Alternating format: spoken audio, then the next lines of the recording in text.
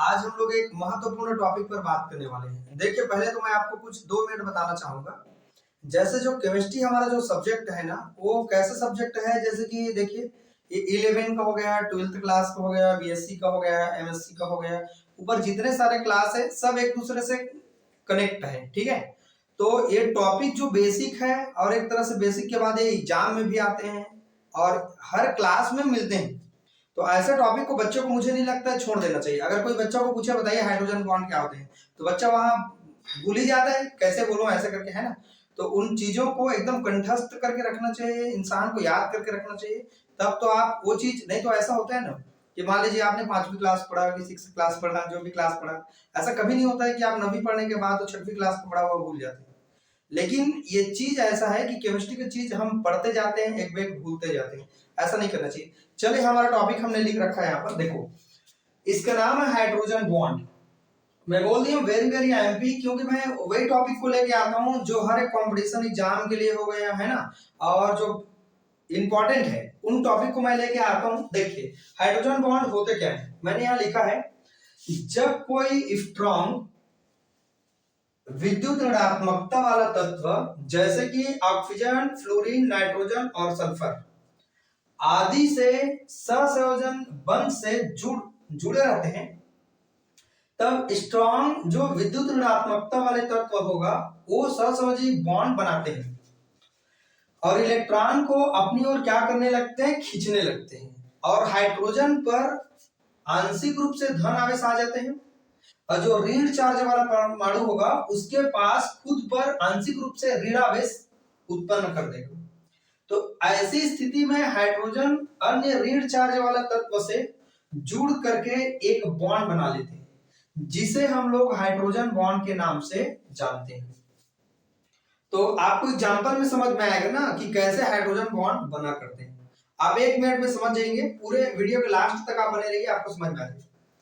इनके लिए कुछ कंडीशन है, शर्तें हैं। क्या शर्त है, देखिए, हाइड्रोजन का प्रेजेंट होना अनिवार्य है, आवश्यक है। हाइड्रोजन का अनिवार्य होना आवश्यक है, बिना हाइड्रोजन के हाइड्रोजन बॉन्ड नहीं बनेगा। ठीक। दूसरा है ऋणात्मक परमाणु जैसे कि ऑक्सीजन, नाइट्रोजन, सल्फर, फ्लोरीन आदि का होना भी जरूरी है। तीसरा कंडीशन है जो ऋण चार्ज वाला एटम है उनके साइज को क्या होना चाहिए, छोटा होना चाहिए, बड़ा साइज नहीं होना चाहिए। तब वहां पर जो अट्रैक्शन होगा वो अच्छा से हो पाएगा। ये तो हो गया हमारे पास इंट्रोडक्शन है। ये यहां मैं लिख देता हूं इंट्रोडक्शन, इनका डेफिनेशन बोलेंगे, है ना, डेफिनेशन। ये इनको याद कर लीजिए, आप लोग अच्छे से एग्जाम में आते हैं, ये हर क्लास के लिए जरूरी है भाई, है ना। प्रकार देखिए, ये 2 प्रकार के होते हैं। कैसे, देखो, एक का नाम है, बहुत बच्चे लोग कंफ्यूज हो जाते हैं, अंतरा अणु हाइड्रोजन बॉन्ड, और दूसरा है अंतर अणु हाइड्रोजन बॉन्ड। इंग्लिश में नाम याद रखेंगे, आप भूलेंगे नहीं। इंट्रा मॉलिक्यूल हाइड्रोजन बॉन्ड, और दूसरा है इंटर मॉलिक्यूल हाइड्रोजन बॉन्ड। देखिए, मैंने डेफिनेशन लिखा है, अंतर अणु हाइड्रोजन बॉन्ड क्या चीज होगा, ऐसे हाइड्रोजन बॉन्ड जो किसी एक ही अणु के अंदर में अगर बन रहे हैं, एक ही अणु होगा, मॉलिक्यूल एक ही होगा, तब ऐसे जो बॉन्ड बन रहे हैं उनको हम लोग अंतर अणु हाइड्रोजन बॉन्ड कहेंगे। It means intramolecular hydrogen bond कहेंगे। जैसे आपको डेफिनेशन के साथ बता रहा हूं आपको, ये देखिए मेरे पास ऊपर को मिटा दिया है ना, मिटा के हम लोग इनको लिखते हैं। जैसे यहाँ पर देखिए, देखो यहाँ पर जैसे हमारे पास दिया है, एग्जांपल में हम लोग समझेंगे, इतना पूरा क्लियर है, आप स्क्रीनशॉट एक बार ले सकते हैं। ठीक है, अब ये दोनों प्रकार के एग्जांपल को हमको समझना है और इसी को एग्जाम में लिखना है। 4 नंबर 5 नंबर में आते हैं एग्जाम में। ठीक है, देखो इसमें अंतर्गत क्या लिखा है, ऐसे हाइड्रोजन बॉन्ड जो किसी एक ही मॉलिक्यूल के अंदर में अगर बन रहे हैं तब उसको हम लोग क्या कहेंगे, इंट्रामॉलिक्यूलर हाइड्रोजन बॉन्ड कहेंगे। लेकिन इंटर और इंट्रा में फर्क है, देखेंगे कैसे। चलिए, ऊपर को मैं क्लीन कर रहा हूं। ठीक है, इनके शर्त हैं, पहला दूसरा तीसरा ऐसे करके शर्त लिख सकते हैं। ये इनका डेफिनेशन है। डेफिनेशन में आपको मैं पूरा समझा देता हूं। चलिए आगे देखिए क्या है यहाँ पर। जैसे कि हमारे पास है इंट्रा में, कैसे देखते हैं इंट्रा में क्या एग्जांपल लेंगे। जैसे मेरे पास है यहाँ पर, मान लीजिए फिनॉल है, ठीक है, यहाँ पर मेरे पास है फिनॉल, ये हमने फिनॉल को ऐसा बनाया, ठीक है। और यहाँ पर मैंने ले लिया नाइट्रो ग्रुप, यहाँ पर मैंने ले लिया नाइट्रो ग्रुप। मान लीजिए यहाँ पर NO2 का फार्मूला है, तो यहाँ पर मान लीजिए मेरे पास ये लोन पेयर ऑफ इलेक्ट्रॉन है ना, कोऑर्डिनेशन बॉन्ड है, और यहाँ पर मेरे पास है ऑक्सीजन, इसका नाम है नाइट्रो। इसका नाम क्या होगा इस कार्बोनिल कंपाउंड को, पहले ये भी जान लीजिए, है ना। अर्थो में जुड़ा है मेरे पास नाइट्रो, तो इसका नाम होगा अर्थो नाइट्रोफिनॉल, अर्थो नाइट्रोफिनॉल, फिनॉल, ठीक है। अब ये देखिए हो क्या रहा है, अर्थो नंबर में मेरे पास नाइट्रो है और बाकी फिनॉल है, ठीक है। तो यहाँ पर देखिए जरा, ये हमारे जो हाइड्रोजन है वो धन वाला होता है, पॉजिटिव चार्ज वाला होता है, जो ऑक्सीजन है वो हमारा होता है नेगेटिव। तो यहाँ पर हाइड्रोजन और ऑक्सीजन के बीच में बन जाते हैं हाइड्रोजन बॉन्ड। एक ही मॉलिक्यूल के अंदर में हो रहा है, इसीलिए इसको हम लोग कहते हैं इंट्रामॉलिक्यूलर हाइड्रोजन बॉन्ड। और एग्जांपल है, जैसे यहाँ पर और लिखना चाहेंगे, हम जानते हैं कि प्लस और माइनस के अट्रैक्शन होने से कहीं ना कहीं बॉन्ड बनते हैं, ठीक है।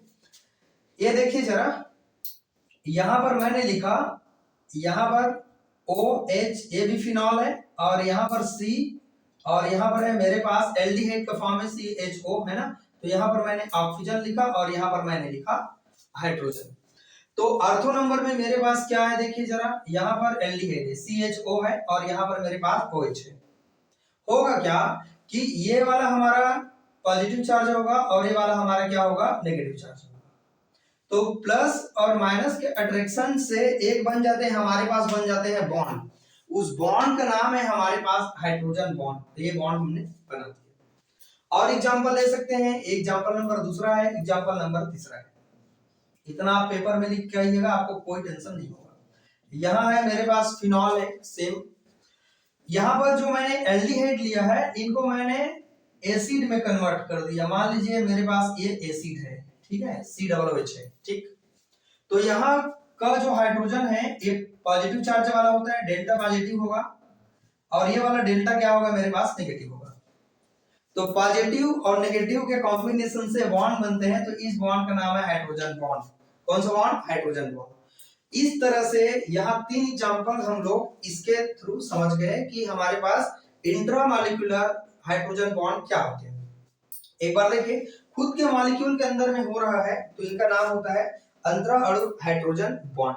दूसरा है हमारे पास अंतर अणु हाइड्रोजन बॉन्ड, क्या है, इनको बोलते हैं इंटर मॉलिक्यूलर हाइड्रोजन बॉन्ड। चलिए दूसरा को हम लोग आगे लेके चलते हैं, ठीक है। इसका नाम इसी से हम बना सकते हैं, कोई दिक्कत नहीं है। देखिए इसमें होगा क्या, इसका नाम क्या है, इंटर मॉलिक्यूलर हाइड्रोजन बॉन्ड, ठीक है। हिंदी में इसका नाम क्या होगा, देखिए जरा, ये तो लिख दिया हूं, है ना, यहां लिख देता हूं मैं, अंतर अणु हाइड्रोजन बॉन्ड, अंतर अणु हाइड्रोजन बंध।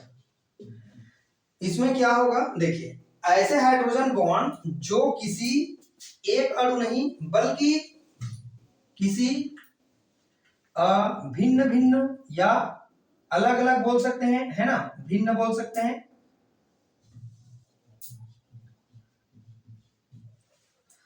भिन्न भिन्न अणु के अंदर या अणु के साथ बनते हैं, अंतरा अणु हाइड्रोजन बॉन्ड कहलाएगा। एग्जाम्पल से आप समझेंगे कैसे होगा, ठीक है। चलिए देखते हैं इसके एग्जाम्पल किसका एग्जाम्पल है, ये इसका एग्जाम्पल है, ठीक है। जैसे मेरे पास है, ये सबको मिटा देता हूं मैं, ठीक, आप आराम से लिख सकते हैं, इनको कोई दिक्कत नहीं है।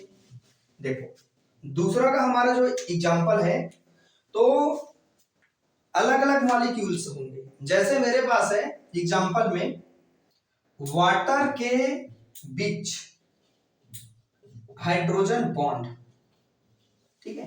याद रखना ये हमारा किसका है, इंट्रा का है, ठीक है, और ये इंटर का है, इंटर हाइड्रोजन बॉन्ड है, ठीक है। तो ये क्या होगा, देखो ये हमारा वाटर के बीच में कैसे होगा, चलिए देखते हैं। हम जानते हैं वाटर का फार्मूला ऐसे होता है H2O, और आप लोग 3-4 बार ऐसे बना लीजिएगा, आपको पेपर में दिक्कत नहीं होगा। आप 3-4 बार ऐसे फोटोकॉपी कर लीजिएगा। ये हाइड्रोजन है, ठीक है, ये ऐसा, ठीक। अब देखिए कितने सारे मॉलिक्यूल्स है, वाटर के मॉलिक्यूल में बहुत सारे होते हैं, हजारों लाखों अणु होते हैं, ठीक है। मॉलिक्यूल होगा क्या कि यहाँ का हम जानते हैं कि ये पॉजिटिव चार्ज वाला होता है, ये नेगेटिव चार्ज होता है। ये हमारा कौन सा चार्ज होता है, पॉजिटिव होगा, और ये क्या होगा, नेगेटिव। ये क्या होगा हमारे पास, पॉजिटिव, और ये क्या होगा हमारे पास, नेगेटिव चार्ज होगा। तो वाटर का ऑक्सीजन ऋण वाला, और दूसरे वाटर का जो हाइड्रोजन होगा वो हमारा पॉजिटिव चार्ज होगा।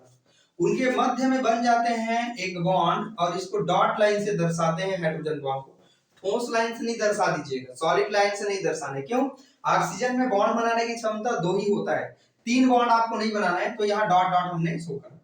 फिर एक वाटर का, दूसरा वाटर का मॉलिक्यूल का ऑक्सीजन, और एक और तीसरा जो हमारा मान लीजिए वाटर मॉलिक्यूल का हाइड्रोजन, इनके मध्य कौन से बॉन्ड बनते हैं, हाइड्रोजन बॉन्ड। इस तरह से आपस में क्या होते जाते हैं, कनेक्ट होते जाते हैं। तो ये वाटर के बीच में लगने वाला कौन सा बॉन्ड है, हाइड्रोजन बॉन्ड है, ठीक है। अगला एग्जांपल देखिए, एथेनॉल के बीच में लगने वाला हाइड्रोजन बॉन्ड, ये हमारा एथेनॉल है। एथेनॉल के बीच हाइड्रोजन बॉन्ड कैसे बनाएंगे, चलिए देखते हैं कैसे बनाएंगे हम लोग इसको। ये देखिए, ये H है, OH है, और ये है हमारे पास C2H5, C2H5OH। यहां भी हो जाएगा C2H5OH, एथेनॉल का फार्मूला है। ये भी हो जाएगा C2H5OH, ये भी हो जाएगा C2H5OH। एथेनॉल का ऑक्सीजन जो नेगेटिव वाला होता है, और दूसरा एथेनॉल का हाइड्रोजन जो पॉजिटिव वाला होता है, इनके बीच में बन जाते हैं हमारे पास हाइड्रोजन बॉन्ड। इनके भी बीच में बन जाते हैं हाइड्रोजन बॉन्ड। आप समझ ही गए होंगे कि ऑक्सीजन ऋण वाला होता है, नेगेटिव वाला होता है, और जो हमारे पास हाइड्रोजन होता है वो पॉजिटिव चार्ज होता है। इस तरह से हम लोग देख पा रहे हैं कि ये वाटर के बीच में हाइड्रोजन बॉन्ड बन रहे हैं, एथेनॉल के बीच में हाइड्रोजन बॉन्ड बन रहे हैं। चलिए तीसरे एग्जांपल की ओर हम लोग चलते हैं। इतना सारा आप लिख देंगे ना, मुझे लगता है एग्जामिनर जो चेक करने वाला होगा आराम से आपको अच्छे नंबर दे देगा, ठीक है। चलिए अगला हम लोग चलते हैं इसी के पार्ट में। और ये हमारा पहला प्रकार का एग्जांपल है, याद रखेंगे ना। ये दूसरा टाइप का एग्जांपल चल रहा है ना, टाइप्स नंबर दूसरा का। एथेनॉल और वाटर है ना, एथेनॉल और लिख दीजिए, है ना, वाटर के बीच हाइड्रोजन बॉन्ड।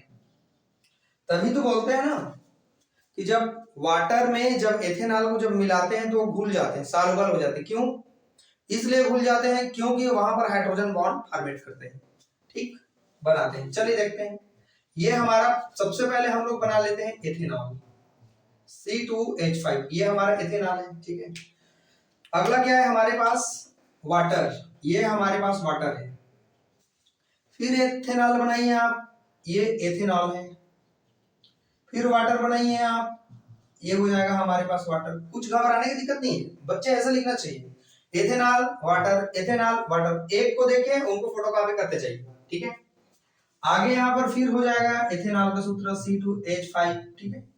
चलिए देखते हैं। सभी को पता चल गया कि ऑक्सीजन ऋण वाला होता है, ठीक है, और हमारे पास हाइड्रोजन पॉजिटिव चार्ज वाला होगा। तो इसके मध्य क्या बन जाता है, हाइड्रोजन बॉन्ड। इनके भी बीच में बन जाते हैं हाइड्रोजन। ये इस तरह से एक पूरा बॉन्ड बनते जाते हैं, और उधर और बन सकते हैं, ठीक। तो इस तरह से इसमें एग्जांपल हम लोग अच्छी तरह से दे सकते हैं कि ये हमारा कौन सा टाइप है। इस सब के सब हाइड्रोजन बॉन्ड है। दोनों प्रकार को आप बढ़िया से एक्सप्लेन करिएगा, आपको एकदम क्लियर समझ में आएगा। इस पहले वाले में और हम लोग एक एग्जांपल और दे सकते हैं। मेरे पास ये अल्कोहल है, ठीक, और यहाँ पर है मेरे पास मान लीजिए क्लोरीन का एटम है। इसका नाम क्या है जानते हो, अर्थोक्लोरोफिनॉल इसका नाम है। तो यहाँ क्या होगा, ये हाइड्रोजन और क्लोरीन के बीच में कौन सा बॉन्ड बन जाएगा, हाइड्रोजन बॉन्ड। इस तरह से हम इनका एग्जांपल दे सकते हैं। तो आई होप ये वीडियो पूरी तरह से आपको अच्छे से समझ में आया होगा कि हाइड्रोजन बॉन्ड हर एक एग्जाम के लिए बहुत इंपॉर्टेंट होता है। आप बिल्कुल इनको पढ़ लीजिएगा, लास्ट तक देखिएगा, आपको पूरा समझ में आ जाएगा। चलिए अगले वीडियो में मिलते हैं अगले टॉपिक के साथ, बेहतरीन टॉपिक के साथ। अगर हमारा चैनल अच्छा लगे तो बिल्कुल सब्सक्राइब करिए, उन लोगों को भेज दीजिए जो इनको जरूरत होगा। Thank you.